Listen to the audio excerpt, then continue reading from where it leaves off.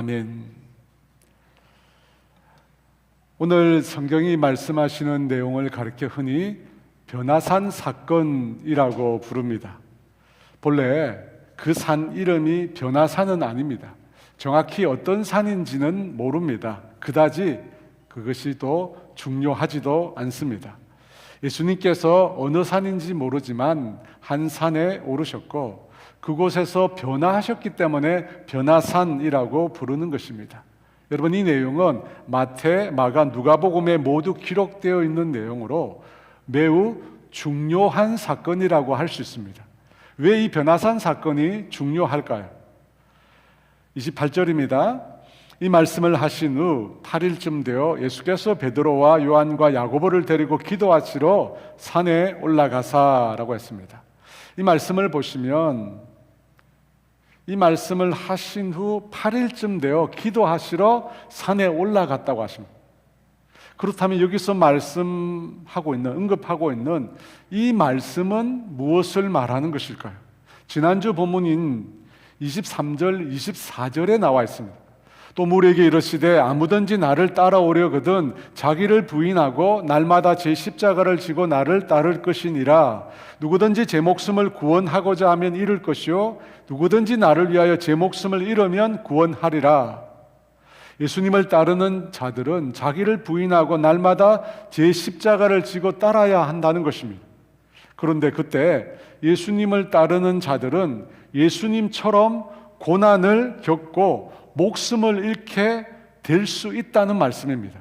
누구든지 제 목숨을 구원하고자 하면 잃을 것이요 누구든지 나를 위하여 제 목숨을 잃으면 구원하리라. 이 말은 예수님을 위하여 목숨을 잃을 수도 있다는 것을 말씀하시는 것입니다. 그렇다면 예수님을 위하여 목숨을 잃어버릴 수 있는 그와 같은 어려운 때, 핍박의 때 제자들은 어떻게 해야 할까요? 바로 오늘 변화산 사건이 그것에 대해서 답을 주는 것입니다. 다시 28절입니다. 이 말씀을 하신 후 8일쯤 되어 예수께서 베드로와 요한과 야고보를 데리고 기도하시러 산에 올라가사, 먼저 예수님께서 베드로와 요한과 야고보를 데리고 함께 산에 올랐다고 합니다. 아마 이 3명의 제자들이 12명의 제자들 중에서도 핵심 멤버인 것 같습니다. 왜냐하면 예수님께서 행하시는 중요한 일마다 이 3명의 제자들은 꼭 함께 있기 때문입니다. 야이로의 딸을 살릴 때도 이 3사람이 예수님과 함께 했습니다. 예수님께서 붙잡히시기 전 마지막 겟세마네 동산에 오르실 때도 이 3명의 제자들이 예수님과 함께 동행했습니다. 왜? 이 3명의 제자들이 중요 사건에 예수님과 함께 했을까요? 예수님께서 행하시는 그 일에 대해서 증인이 되기 위해서입니다. 율법에 따르면 증언을 하기 위해서는 적어도 증인이 2명 이상이 되어야 한다고 말을 합니다. 신명기 19장 15절에 사람의 모든 악에 관하여 또한 모든 죄에 관하여는 한 증인으로만 정할 것이 아니요 2 증인의 입으로나 또는 3 증인의 입으로 그 사건을 확정할 것이며, 여러분 바로 이것 때문입니다. 죽은 야이로의 딸을 예수님께서 살려낸 사건이나 예수님께서 본연의 영광의 모습으로 변화된 오늘 변화산 사건이나 겟세마네 동산에서 예수님께서 기도하시는 그 모습에 대해서나 모두 증언하기 위해서 3명의 제자들이 예수님과 함께 동행했던 것입니다. 다시 28절 말씀입니다. 이 말씀을 하신 후 8일쯤 되어 예수께서 베드로와 요한과 야고보를 데리고 기도하시러 산에 올라가사 예수님께서 자신의 증인이 될 3명의 제자들을 데리고 기도하시러 산에 오르셨는데 왜 기도하시는데 산에 오르셨을까요? 세상 사람들 중에는 이 산이란 장소가 기도하는데 최적의 장소라고 생각하는 분들이 아주 많습니다. 왜냐하면 높은 곳에 신이 존재한다고 믿기 때문입니다.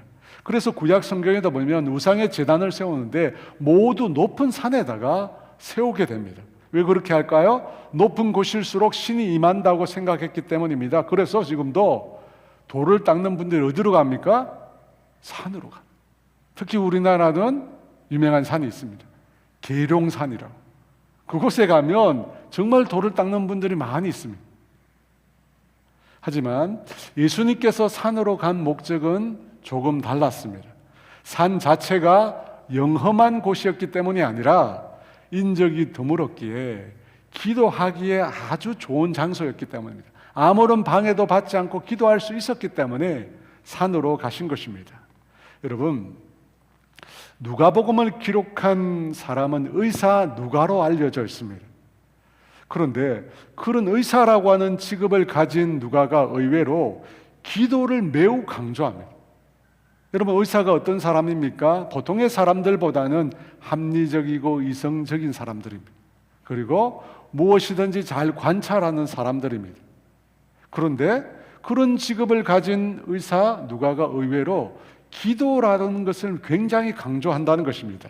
사실 예수님께서 이 변화산에 오르신 것은 예수님께서 놀라운 용모로 자신이 변화되기 위해서 이 산을 오르신 것입니다.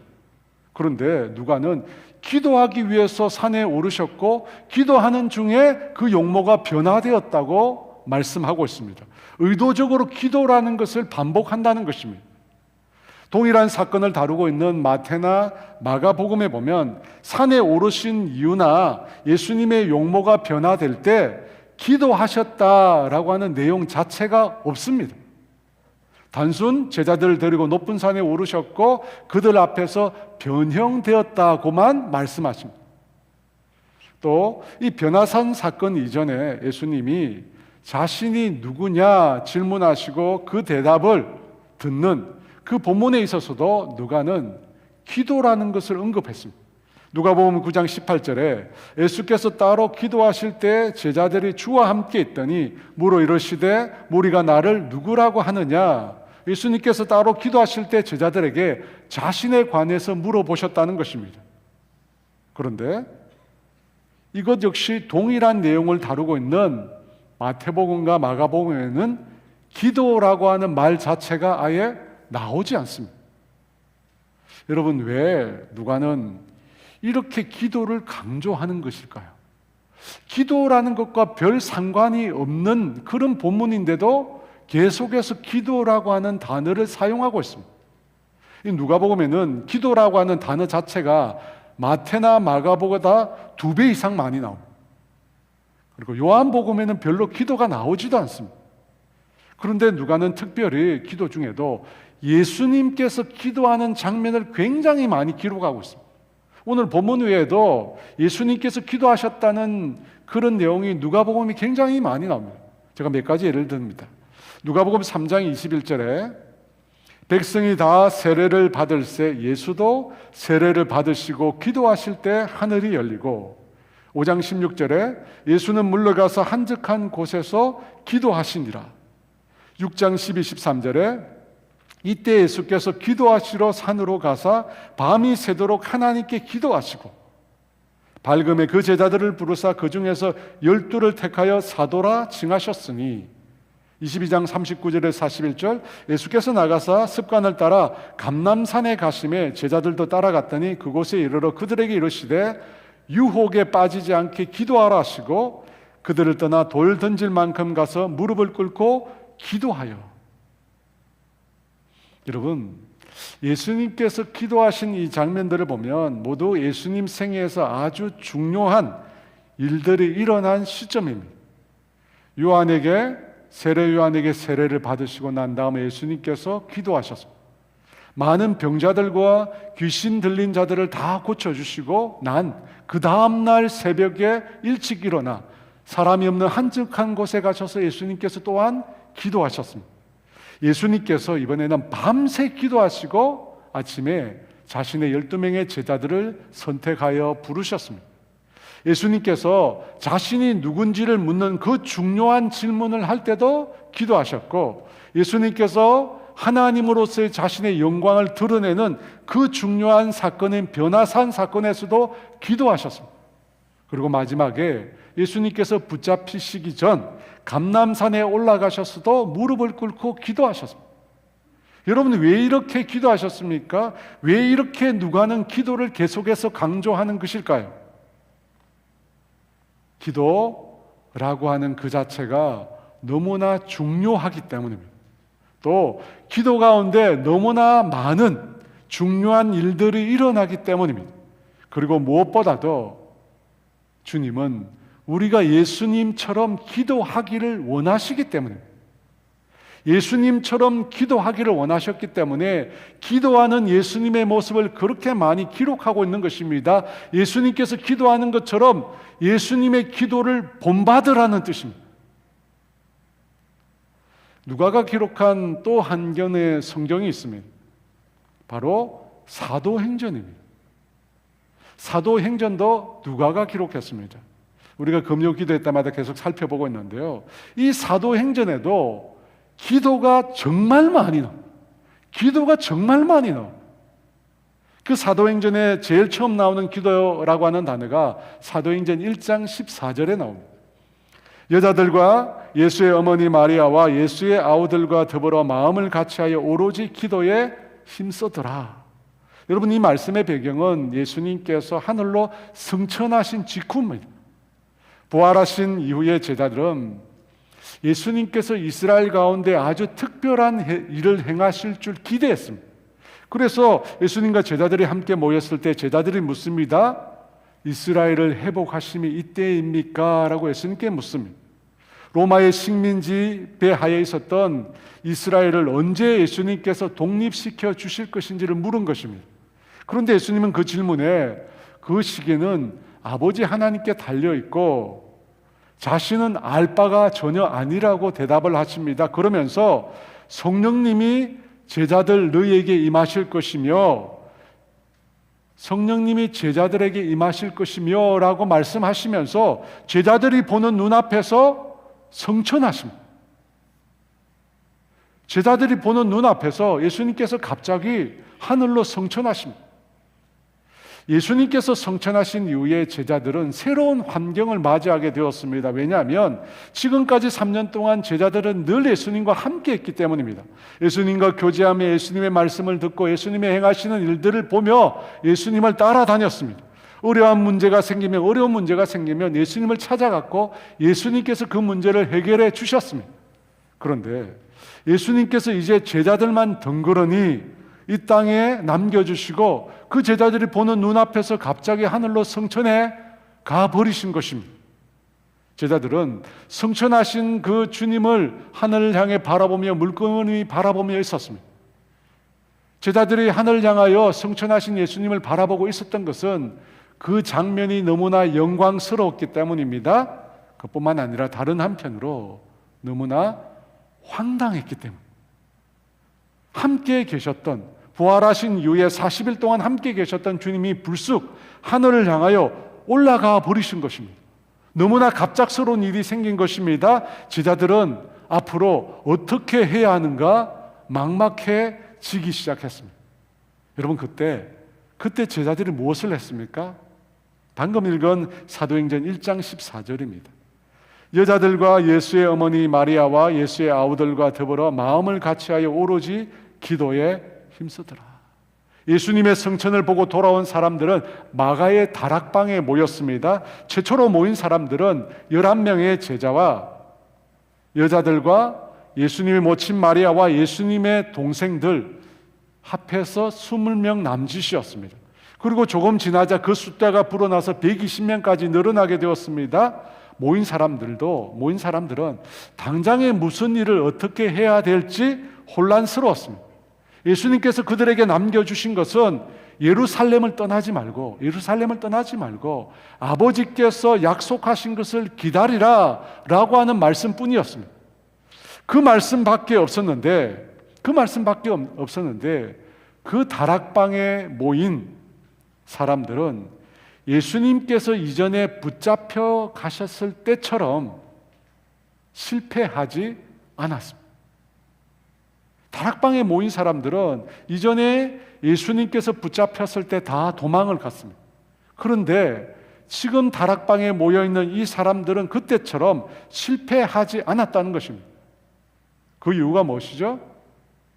그들이 예수님의 본을 따랐기 때문에, 예수님의 본을 따라서 기도했기 때문에, 제자들은 예수님께서 그들과 함께 계실 때 하셨던 일들을 기억해냈습니다. 요한의 세례를 받으시고 난 다음에, 사람들의 병을 고치시고 난 그 다음 날 아침에 제자들을 택하기 위하여 산으로 가서 밤새 동안 예수님께서 하셨던 그 일, 또 변화산에 오르셨을 때 그때 예수님께서 기도하셨다는 것을 생각해내었습니다. 긴박한 순간에, 중요한 순간에 예수님께서 늘 엎드려 늘 무릎 꿇고 기도하셨습니다. 제자들은 그 모습을 떠올렸던 것입니다. 특별히 제자들로 하여금 예수님께서 기도하셨다, 기도를 생각나게 하는 장소가 있었습니다. 바로 예수님께서 성천하신 바로 그곳입니다. 감람산. 여러분, 그곳은 예수님께서 대제사장의 하수인들에게 붙잡히신 곳입니다. 예수님께서 그곳에서 마지막으로 기도하셨던 곳입니다. 땀이 피가 되도록 간절히 기도하셨던 곳이 바로 그 감람산입니다. 그 감람산에서 예수님께서 성천하신 것입니다. 사랑하는 여러분, 가장 좋은 교육은 가르치는 것이 아니라 보여주는 것이라고 합니다. 왜냐하면 사람은 배운 대로 사는 것이 아니라 본 대로 살기 때문에. 여러분, 그 말이 맞지 않습니까? 우리 모두는 우리 부모에게서 본 대로 지금 살고 있는 것입니다. 제자들은 예수님께서 기도하시는 것을 늘 보았습니다. 그래서 중요한 순간에 기도해야 된다는 것을 떠올렸던 것입니다. 그 결과 예수님께서 성천하시고 약속한 것을 기다리라고 했을 때 바로 그때가 제자들은 기도해야 될 때임을 알고 기도하기 시작한 것입니다. 사랑하는 여러분, 기도하는 나라, 기도하는 교회, 기도하는 성도는 망하지 않는다고 합니다. 왜냐하면 하나님은 우리의 기도를 통해서 일하시기 때문에. 여러분 중에 혹시 사업을 하시는 분이 있으십니까? 여러분, 기도 없이 여러분 사업하시겠습니까? 하나님의 도움 없이 여러분 그 사업을 감당하실 수 있겠습니까? 자녀를 양육하고 계신 분이 있으십니까? 기도 없이. 과연 기도 없이 이 험난한 세상에 그 자녀를 양육하실 수 있겠습니까? 미래를 준비하고 계획하시는 분이 있습니까? 여러분, 과연 기도 없이 그것이 가능할까요? 예수님은 늘 기도하셨는데, 중요할 때마다 늘 기도하셨는데, 그렇게 기도를 강조하셨는데 우리는 과연 기도 없이 할 수 있을까요? 예수님께서 겟세마네 동산에서 기도하실 때 안타깝게도 그 자리에 함께 있었던 제자들은 잠을 잤습니다. 예수님께서 시험에 들지 않도록 깨어 기도하라고 했는데 제자들은 너무나 피곤해서 기도하지 못했습니다. 여러분, 그 결과가 무엇입니까?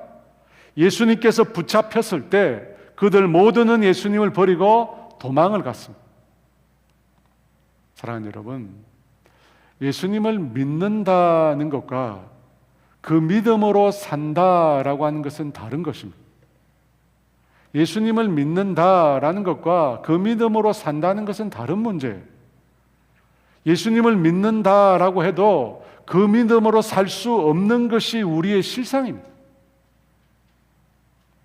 예수님을 믿는다는 것과 그 믿음으로 산다는 것, 이 간격을 메워주는 게 있습니다.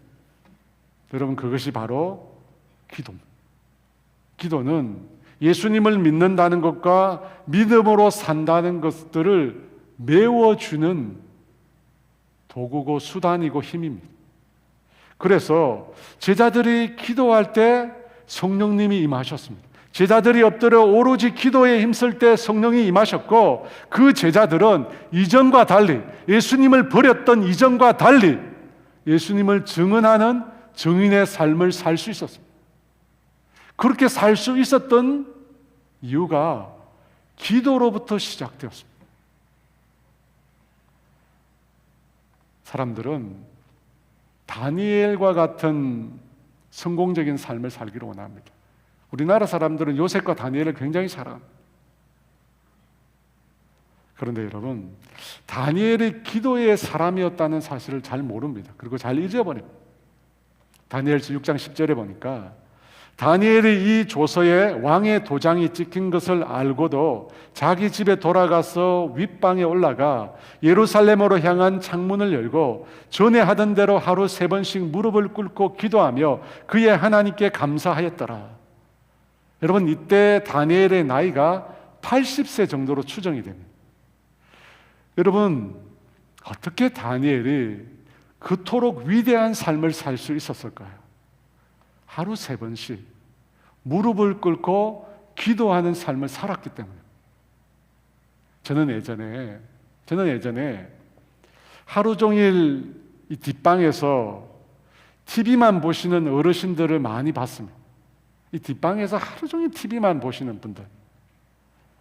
그때 그분들이 이해가 안 되었습니다. 왜 저렇게 사시나 싶었습니다.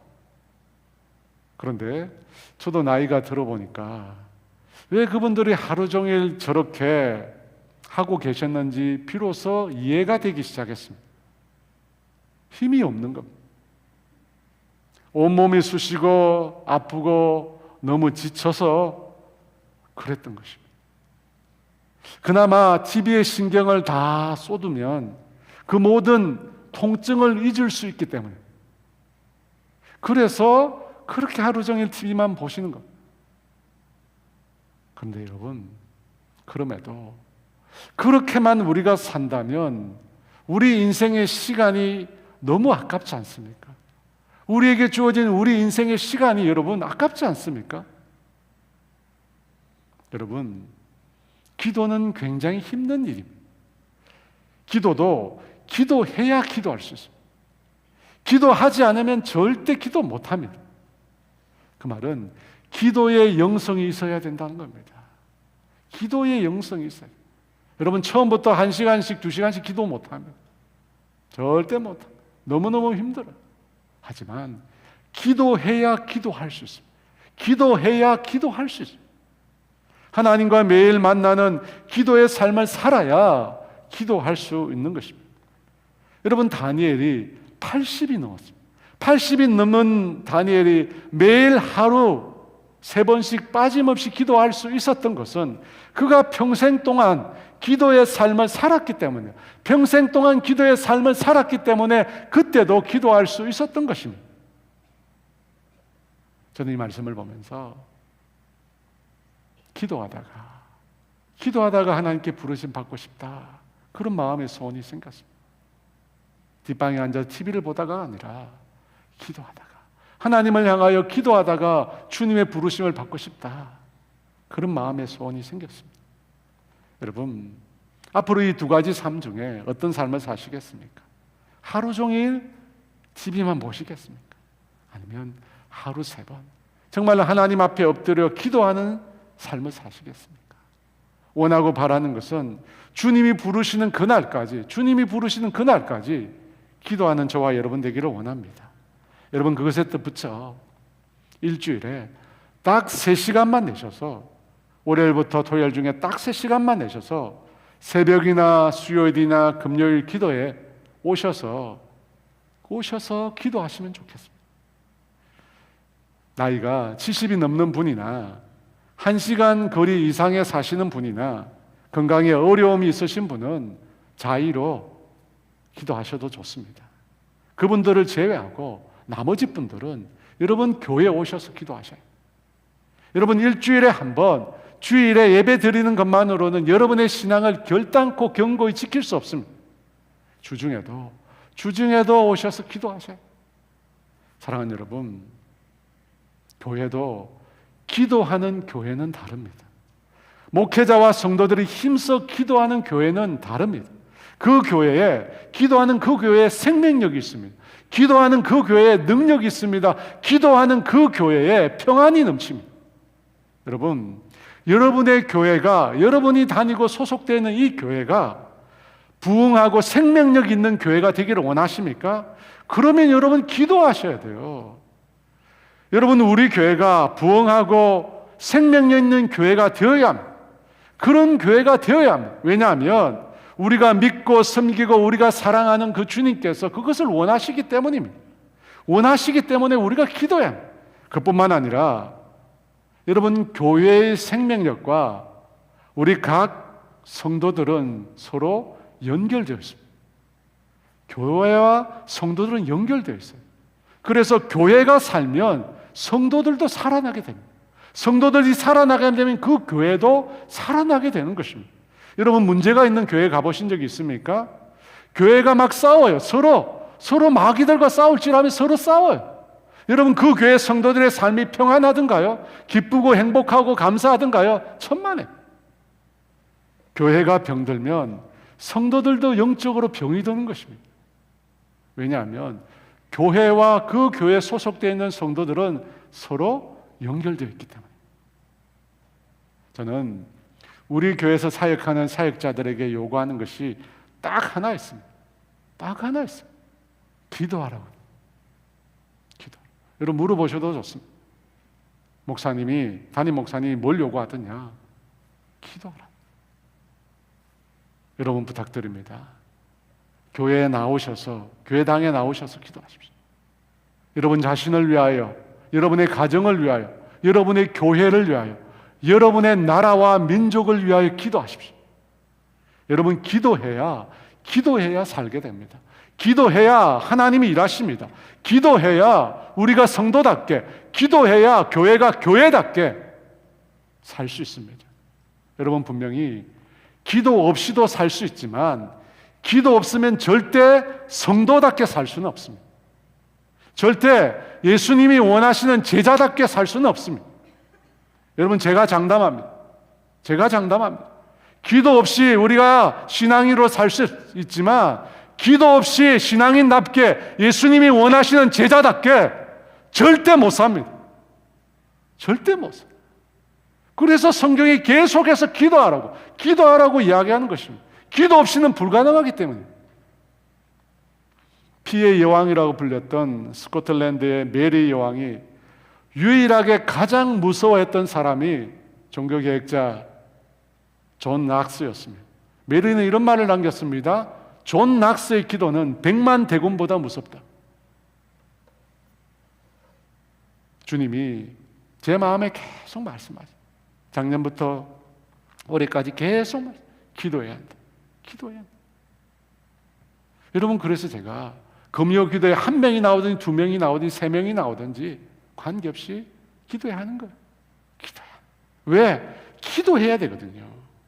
여러분, 우리가 지금 살고 있는 이 시대가 어떤 시대입니까? 너무나 불안하지 않습니까? 여러분, 우리가 무감각해져 있어서 그렇지 정신을 차리고 여러분 주위를 보십시오. 우리가 살고 있는 지금 이 시대가 어떤 시대입니까? 매일 미사일이 날아다녀요, 여러분. 매일 핵무기에 대한 얘기가 나옵니다. 매일 세계 곳곳에 전쟁이 있고 매일 지진이 우리 가운데 있습니다. 여러분, 우리가 무감각해서 그래요. 정신을 차리고 여러분 주위를 살펴보십시오. 이 세상이 지금 어떤 때입니까? 여러분, 기도하셔야 돼요. 지금이야말로 기도해야 합니다. 기도하지 않으면 시험에 듭니다. 기도하지 않으면 시험에 드는 것입니다.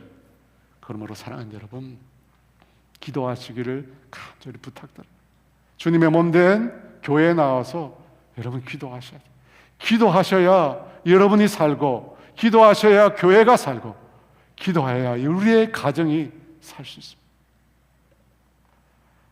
다시 본문으로 돌아가서 29절 말씀 같이 보겠습니다. 기도하실 때 용모가 변화되고 그 옷이 휘어져 광채가 나더라. 예수님께서 기도하실 때 그 용모가 변화되었다고 합니다. 그 옷이 휘어져 광채가 났다고 합니다. 예수님의 모습이 이전과 완전히 달라졌다는 것입니다. 그 용모는 얼굴을 가리키는 표현입니다. 그래서 예수님의 얼굴 모습이 완전히 이전과 달라졌다는 것입니다. 마태오에 의하면 예수님의 얼굴이 해같이 빛났다고 했습니다. 마태복음 17장 2절에 그 얼굴이 해같이 빛나며, 제자들이 예수님의 얼굴을 보았을 때 이전과 달리 눈으로 직접 볼 수 없을 만큼 그 얼굴에서 빛이 났다는 것입니다. 태양을 우리가 직접 볼 수 없듯이 예수님의 얼굴도 하나님의 영광의 빛이 강력하게 비춰서 인간의 육안으로는 그 얼굴을 직접 볼 수 없었다는 것입니다. 예수님의 얼굴이 너무나 밝아서 그분을 직접 뵐 수 없었던 그와 같은 동일한 경험을 한 사람이 성경에 또 있습니다. 바로 사도 바울입니다. 사도행전 9장 3절에서 5절입니다. 사울이 길을 가다가 다메섹에 가까이 이르더니 호련히 하늘로부터 빛이 그를 둘러 비치는지라 땅에 엎드러져 들음에 소리가 있어 이르시되 사울아 사울아 내가 어찌하여 나를 박해하느냐 하시거늘 대답하되 주여 누구시니까 이르시되 나는 내가 박해하는 예수라. 회심하기 이전 사도 바울이 예수 믿는 자를 결박하기 위해서 다메섹에 갔습니다. 그 다메섹에 가까이 갈 때 갑자기 하늘에서 빛이 사울과 그 일행을 둘러 비치게 됩니다.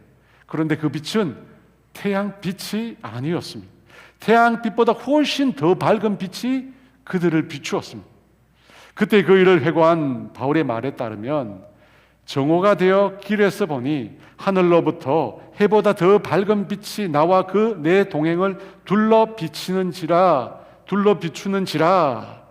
여러분, 다메섹은 태양이 유난히 강하게 비치는 중동 지역입니다. 게다가 정오라고 했습니다. 태양이 가장 높은 곳에서 가장 강하게 비치는 시간입니다. 그럼에도 그 빛보다 훨씬 더 밝은 빛이 사울과 그 일행을 비추었다고 합니다. 여러분, 그때 그 빛 앞에 사울이 어떻게 됩니까? 사울이 그 빛 앞에 엎드러집니다. 그 빛의 위엄이 너무나 강렬했기 때문입니다. 그리고 그 빛 가운데 사울에게 들리는 음성이 있습니다. 사울아 사울아 내가 어찌하여 나를 박해하느냐. 주여 누구이십니까? 사울이 물을 때 나는 내가 박해하는 예수라. 여러분, 그 빛은 예수님이셨습니다. 예수님이셨어요. 성경에서 빛은 인간이 근접할 수 없는 하나님의 영광을 의미합니다. 요한일서 1장 5절에 하나님은 빛이시라 그에게는 어둠이 조금도 없으시다는 것이니라. 요한계시록 22장 5절에 다시 밤이 없겠고 등불과 햇빛이 쓸데없으니 이는 주 하나님이 그들에게 빛이심이라. 하나님은 자신의 영광을 빛으로 우리에게 나타내십니다. 햇빛도 필요 없을 만큼 강한 빛으로 하나님께서 당신의 영광을 우리에게 비춰주신다는 것입니다.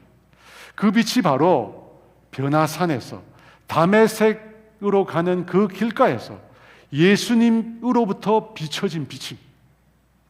여러분, 그 빛을 통해서 우리는 예수님이야말로 하나님의 영광을 가지신 분이심을 알게 됩니다. 곧 예수님이 하나님이시라는 것입니다. 그래서 그 예수님으로부터 그 하나님의 빛이 비춰진 것입니다. 사랑하는 여러분, 예수님은 하나님의 본체이십니다. 하나님과 동등된 영광을 지니신 분이십니다. 그런데 그 영광을 잠시 내려놓고 우리 사람들 가운데 오신 것입니다. 우리를 구원하기 위해서, 우리를 구원하시기 위해서 하나님의 본연의 영광을 잠시 스스로 가리신 것입니다. 그런데 지금 이 변화산에서는 예수님께서 그 영광을 제자들 앞에 다 드러내신 것입니다. 왜 지금까지는 평범한 사람의 모습으로 자신을 나타내신 예수님께서 왜 이 변화산에서는 하나님으로서의 그 영광의 모습을 제자들에게 다 나타내신 것일까요? 왜 갑자기 예수님이 달라지신 것일까요? 30절 말씀입니다. 문득 두 사람이 예수와 함께 말하니 이는 모세와 엘리야라. 예수님께서 자신의 영광을 나타내시는데 그곳에 두 사람이 나타납니다. 모세와 엘리야입니다.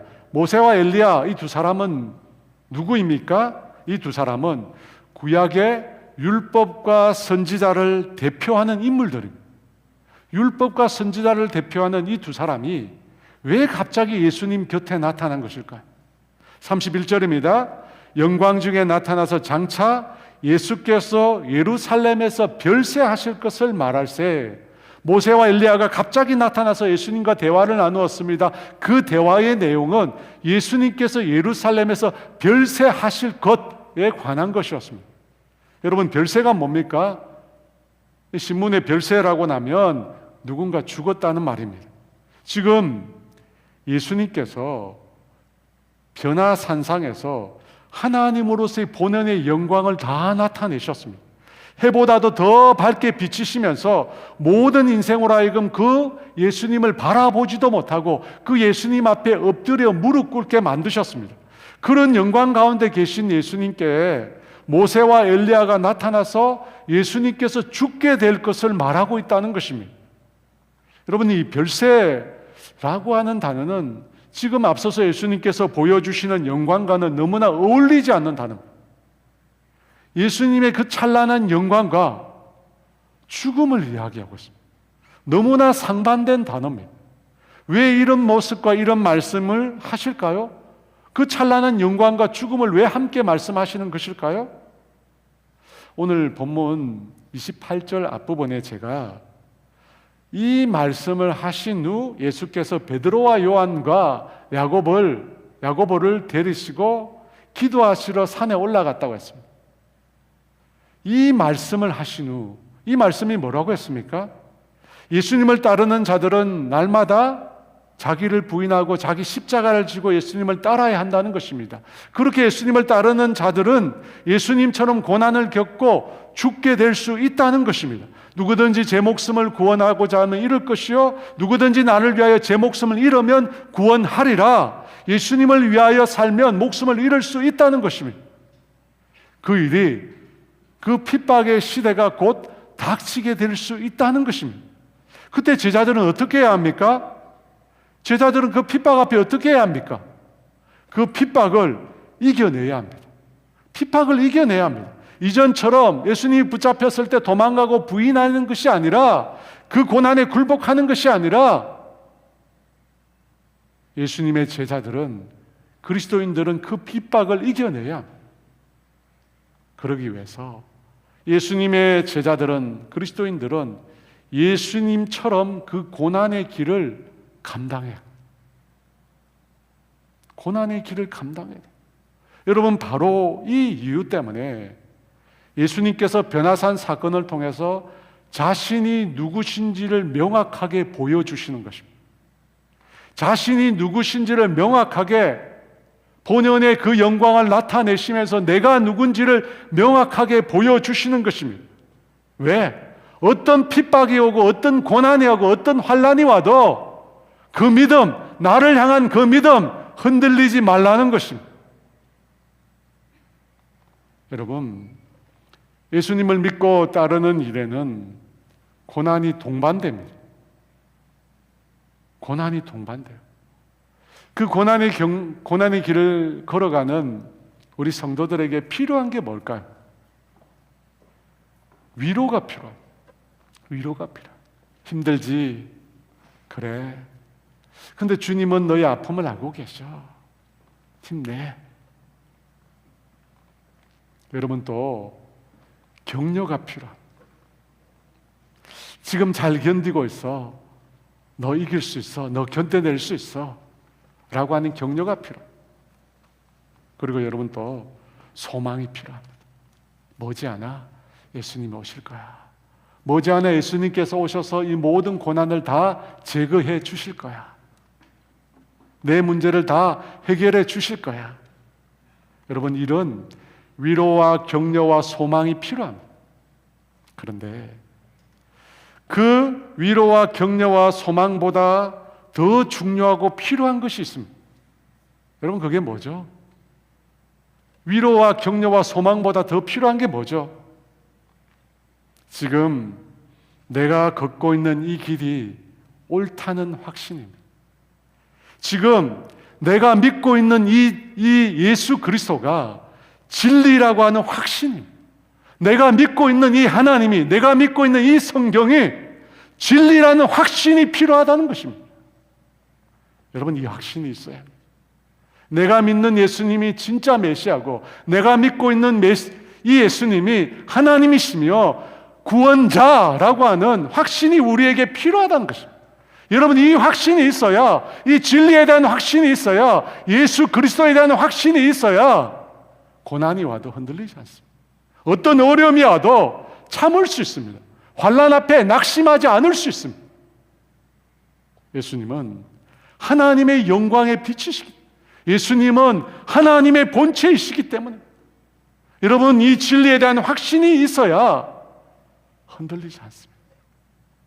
여러분, 이 확신을 주시기 위해서 예수님께서 변화산상에서 본연의 하나님의 모습으로 변화하신 겁니다. 본연의 하나님의 영광을 드러내신 것입니다. 내가 누군지 똑똑히 보라는 것입니다. 내가 누군지 똑똑히 보고 어떤 환난이 오고 어떤 고난이 오고 죽음의 상황이 와도 그 신앙 포기하지 말라는 것입니다. 그 신앙 결도 않고 포기하지 말라는 것입니다. 사랑하는 여러분, 이 진리를 우리가 붙들어야 합니다. 예수 그리스도만이 하나님이시며 유일한 구세주라고 하는 이 진리를 우리가 붙들어야 이 험악한 세상에서 믿음으로 살 수 있습니다. 그렇게 믿음으로 사시는 저와 여러분 되시기를 주의 이름으로 축원합니다. 우리 함께 찬양하면서 하나님 앞에 나아가겠습니다. 내게 허락하신 시련을 통해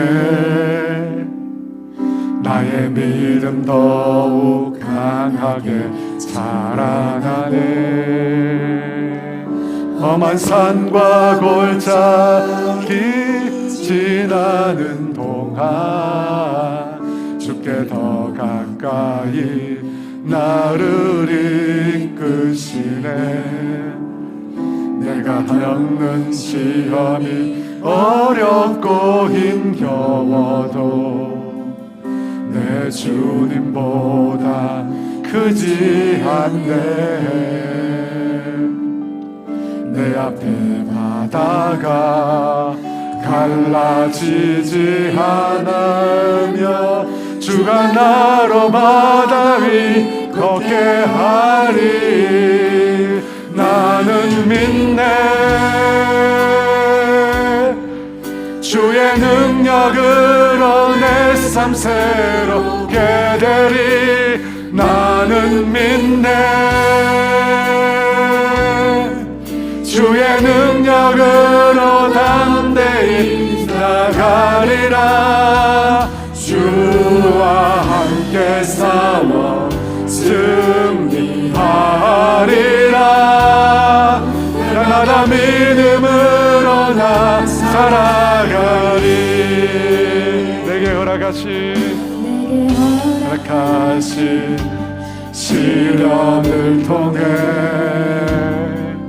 나의 믿음 더욱 강하게 자라나고 험한 산과 골짜기 지나는 동안 주께 더 가까이 나를 이끄시네. 내가 겪는 시험이 어렵고 힘겨워도 내 주님보다 크지 않네. 내 앞에 바다가 갈라지지 않으며 주가 나로 바다 위 걷게 하리. 나는 믿네. 주의 능력으로 내 삶 새롭게 되리. 나는 믿네. 주의 능력으로 담대히 나가리라. 주와 함께 싸워 승리하리라. 날마다 믿음으로 나 살아가리.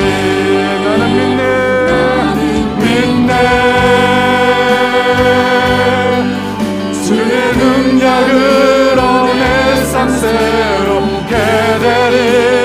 나는 믿네. 주의 능력으로 담대히 나가리라.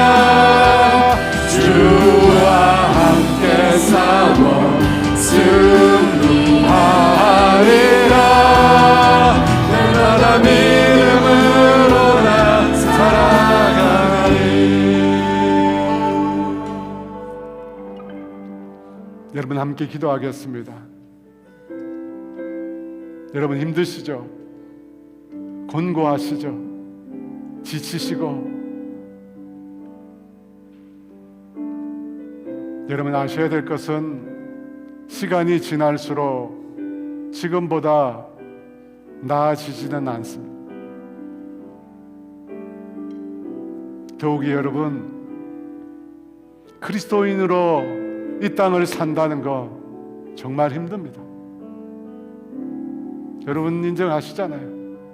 예수 믿는 사람으로 우리가 이 땅을 산다는 거 너무 힘듭니다. 그런데 주님은 오늘 우리에게 말씀하십니다. 예수님을 따르는 제자로 살라고 해요. 제자로 살라고 합니다. 그리스도인으로 사는 것도 힘드는데 내가 믿는 대로 살아간다는 거 너무 힘듭니다. 오늘 우리에게 꼭 있어야 될 것이 무엇인지 주님 말씀하십니다. 오늘 내가 걷고 있는 이 그리스도인의 삶이 진리라고 하는 분명한 확신입니다. 내가 걷고 있는 이 길이 구원의 길이라는 명확한 확신이 있어야 합니다. 내가 믿고 있는 예수님이 구원자시며 메시아시며 하나님이시며 나에게 영원한 천국과 영생을 주시는 분이라는 이 사실을 내가 명확히 믿어요. 여러분 그 확신이 없이 여러분 이 세상 가운데 그리스도인으로 살아갈 수 없습니다. 오늘 여러분 기도하실 때 하나님 내가 진리에 서 있다는 분명한 확신을 주십시오.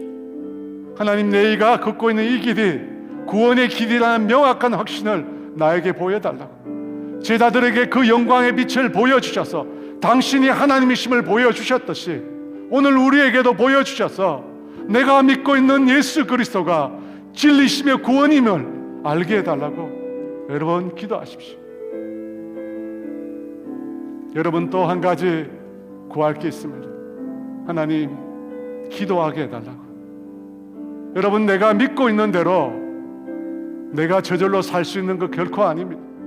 믿는 것과 사는 것은 완전히 다른 문제입니다. 내가 예수님을 믿고 있지만 예수님의 제자로 살기 위해서는 하나님의 능력이 필요합니다. 하나님의 힘이 필요합니다. 하나님의 도우심이 너희가 나를 떠나서는 아무것도 할 수 없다고 말씀하십니다.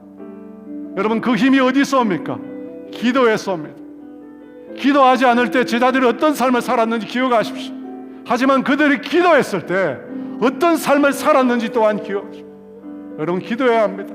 기도해야 내가 살 수 있습니다. 기도해야 예수 믿는 사람답게 살 수 있습니다. 여러분 이 두 가지 가지고 우리 주여 외치 기도합니다. 주여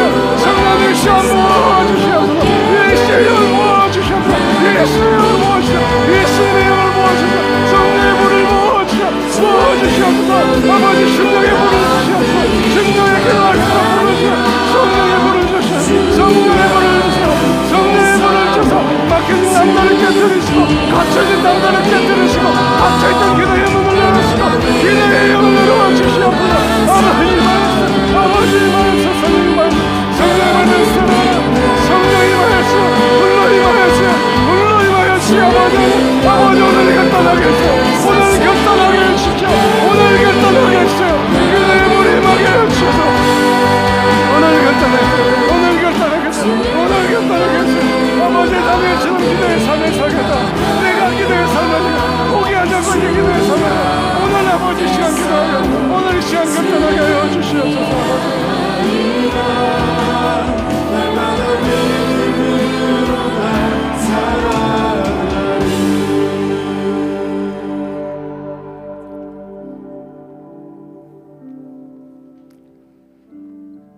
하나님 아버지, 은혜를 주시옵소서. 우리에게 당신의 은혜가 필요합니다. 은혜가 필요합니다. 주님 앞에 섰을 때 사람과 주님 앞에 이 땅에 살면서 시인하지 못해서 주님 앞에 섰을 때 부끄러움 당하는 그런 우리가 되고 싶지 않습니다. 내가 믿는 하나님, 내가 사랑하는 하나님, 나를 위해서 피 흘려 주신 그 예수 그리스도, 그분을 이 땅에서 마음껏 자랑하며 그분이 나를 구원하셨다고, 그분이 나를 살려줬다고, 그분이 내 대신 죽으시고 나에게 영원한 생명을 주셨다고, 그분만이 구원자고 그분만이 유일한 길이라고 아버지 명확하게 고백하며 사람들에게 전하고 살아가는 예수님의 증인이 되고 싶습니다. 그런 확신을 가지고 신앙의 삶을 살고 싶습니다. 주님 도와주시옵소서. 우리를 만나주시고 명확하고 분명하게 깨달을 수 있도록 도와주시옵소서. 주님, 예수님을 믿는 신앙과 예수님을 믿는 삶은 같을 수 없음을 기억하게 해주시옵소서. 그 간격을 메울 수 있도록, 기도할 수 있도록 도와주시옵소서. 기도의 삶을 살게 하여 주시옵소서. 다니엘을 기억하게 해주십시오. 우리의 인생의 마지막에 주님이 부르실 때 기도하며 부름받는 우리가 되게 하여 주시옵소서. 평생 우리의 가정을 위하여, 우리의 교회를 위하여, 내 나라와 민족을 위하여, 전 세계를 위하여 기도했다고 그렇게 고백하는 우리가 되고 싶습니다. 주님 도와주시옵소서. 기도의 영을 회복시켜 주시옵소서. 막혀있는 기도의 문을 열어주시고 아버지, 기도할 때 하늘의 문이 열리는 것을 경험하게 하여 주시옵소서. 지금은 우리 주 예수 그리스도의 은혜와 하나님의 다함이 없는 사랑하심과 성령님의 교통하심과 인도하심과 위로하심이 오늘 다니엘처럼 기도의 사람이 되겠다고 결단하고 고백한 사랑하는 성도들 위해 이제로부터 영원토록 함께 하시기를 간절히 축원하옵나이다.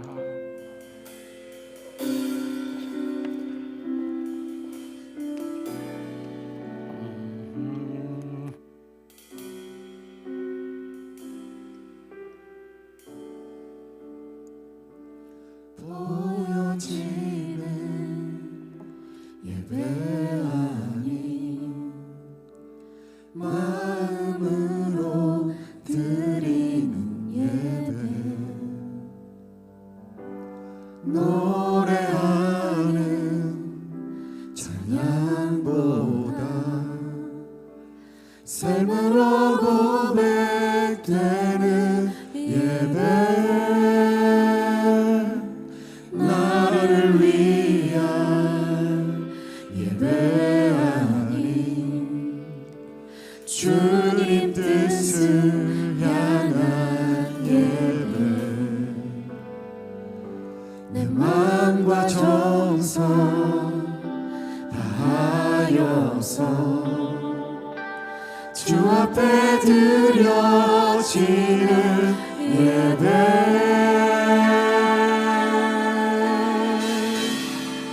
주 앞에 엎드려 경배합니다. 온전한 예배, 내 맘의 예배, 내 모든 것 받기 합당하신 분, 주 앞에 엎드려 예배합니다. 나의 모든 삶, 나의 모든 뜻, 말씀 앞에 순종하는 삶의 예배, 드리기 원하네.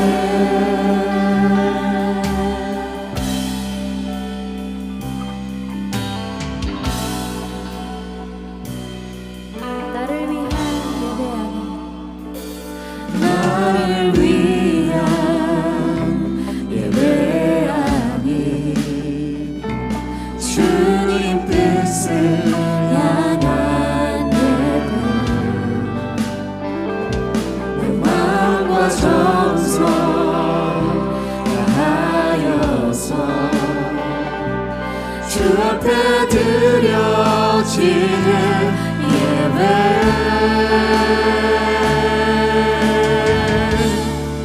주 앞에 엎드려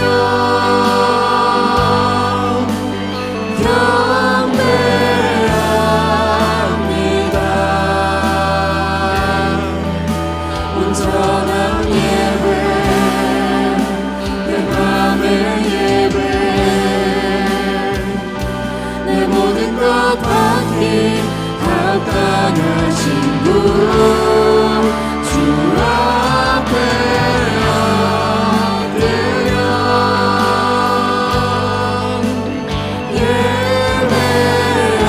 예배합니다. 나의 모든 삶 나의 모든 뜻 말씀 앞에 순종하는 주 앞에 엎드려 주 앞에 엎드려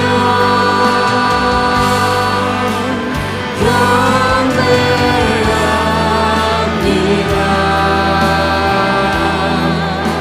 온전한 예배 내 맘의 예배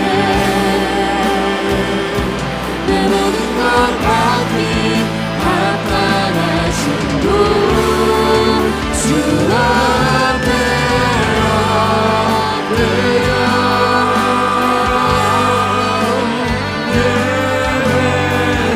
예배합니다. 나의 모든 삶 나의 모든 뜻 말씀 앞에 순종하